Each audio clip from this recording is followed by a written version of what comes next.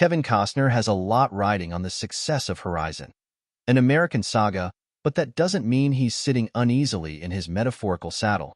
Costner largely self-financed the Western epic, spending reportedly somewhere around $38 million of his own money to make chapters 1 and 2 of what he hopes will ultimately be a 4-part saga. But just because he made a big bet on the movie, which he co-wrote, directed, and stars in, doesn't mean he's gnashing his teeth as he awaits opening weekend.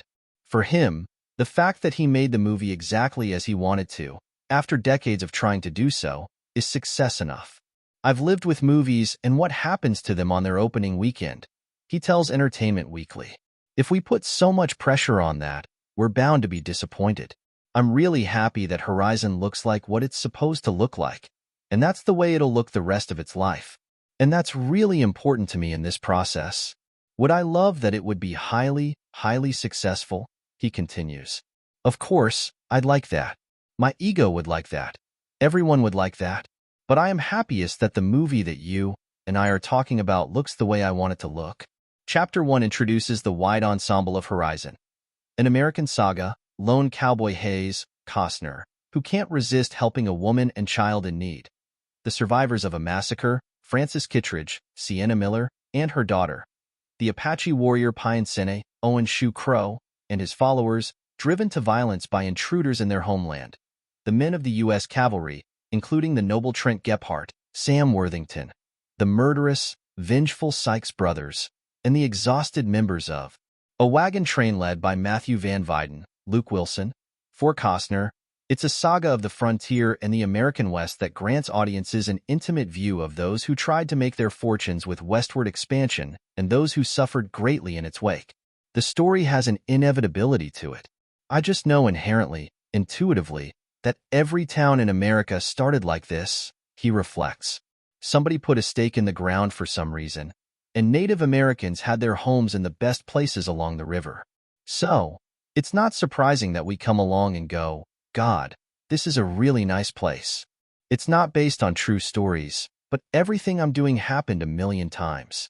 While Costner has said that he was inspired by the imagery and mythos of iconic westerns, most particularly the work of John Ford, he also is striving for a degree of realism that isn't necessarily key to those films that came before. I understand the mythology of the thing, he says. I would prefer to stay with real behavior. People did dance, but they didn't all know the same dance. I just try to take these situations and really deal with human behavior, like trying to survive a night of a terrible massacre one breath at a time. Costner is also eager to delve into the lives of not only the white men who often dominate the Western genre, but also the myriad of women and Native Americans whose lives were thrown into upheaval. To that end, he gives us Juliet Chesney, Ella Hunt, a proper British woman who steals water from her wagon train because she's so desperate to bathe. Ellen Harvey, Jenna Malone, a woman who shoots her abusive lover and runs away to start a new life. Marigold, Abby Lee, a sex worker using her womanly wiles to survive, and Frances, a wife and mother who is now the sole provider for her daughter. It was a story that repeated itself that women were brought out there against their will, Costner notes. What I'm interested in is women who had a giant yearning just to bathe, because they felt so filthy from what they were doing. Women who basically worked themselves to death when they lost a husband. I really try to expose those realities of living in that time. That's certainly a part of Chapter 1. But Costner promises Chapter 2 will delve even deeper into those themes, particularly how they relate to Frances.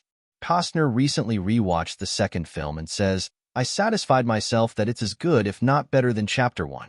The only thing that's different is it actually gets harder on the people and the women in that situation.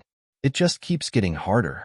Regardless of how Horizon is received this summer, Chapter 1 is out now, with Chapter 2 slated for an August 16th release.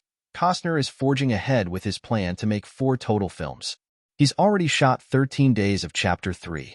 As he puts it, people are going to just keep coming, and the story is going to keep coming, and it's going to expand.